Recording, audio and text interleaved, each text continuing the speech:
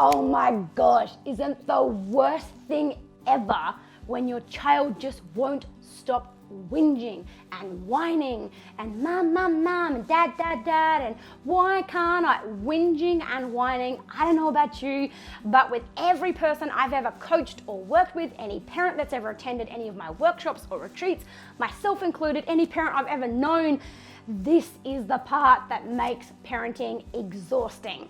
But I'm going to show you how to stop it today. And here's the key point. It's easier to replace a behavior than it is to stop a behavior. So I'm going to share with you something that I call the red light, green light method. When we're dealing with our children, we need to give them not just what we want them to stop doing, but instead we need to give them what they can do. Asking them to stop something, stop how they're feeling, oh, stop it or you'll be in trouble. If I hear you one more time, stop your whinging, stop your whinging.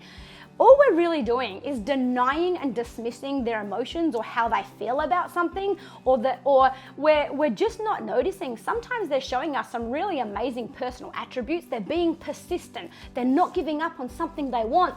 And we want to be able to maintain that kind of character in our child, and if anything, build that character, not crush it. Because yes, it's annoying to be the parent, but when they leave our home and they go out and deal with life, that's when you want your child to never give up on no being the answer. You want them to keep asking for more and whinging and whining for the promotion that they want or influencing the people around them. So let me share with you.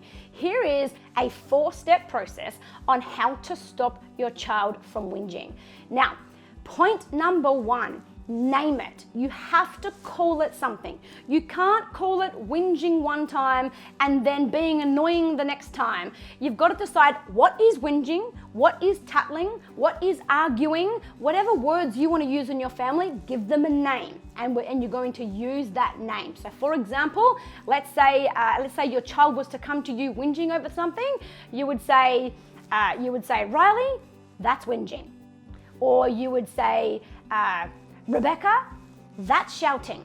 And so we want to name it. The second step is we want to be very clear and concise about communicating that that isn't acceptable and that we won't tolerate it. So for example, Riley, that's whinging. Whinging doesn't work with me.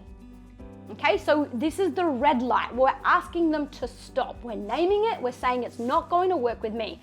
Number 3, you then want to communicate any of your family values around this so that the child isn't just being told to stop it, but they have the opportunity to actually contribute to the bigger picture for the family. So for example, it might be, that's name calling. That is not okay in our family. Step number 3 would be, we all agreed at our last family meeting that we would all be a little bit more conscious about the way that we all speak to each other. So you've asked them to stop, you've given them the red light, you've told them it won't work with you, and now it's time to give them the green light. So what can I do? You see, the younger your child is, here's what happens. Their subconscious mind thinks in pictures. And so you can stop a behavior, but you've got nanoseconds to put another file in their mind of what to do. Their subconscious mind needs to see a picture of, okay, well, if I'm not getting what I want and I'm not allowed to whinge, then what can I do? How can I communicate these needs I currently have? If I'm not allowed to hit my sister, but she just come and took my toy off me and hitting her isn't okay, then what can I do? Because right now I'm feeling really frustrated and angry, and why aren't my emotions important too? So this is where we give them the green light and we say what does work, what they can do. So for example, it would go, Riley, that's whinging. Whinging doesn't work with me. What does work is talking in your normal voice. So when you're ready to use that voice, I would love to hear what you have to say. Or the next one, Rebecca, that's hitting.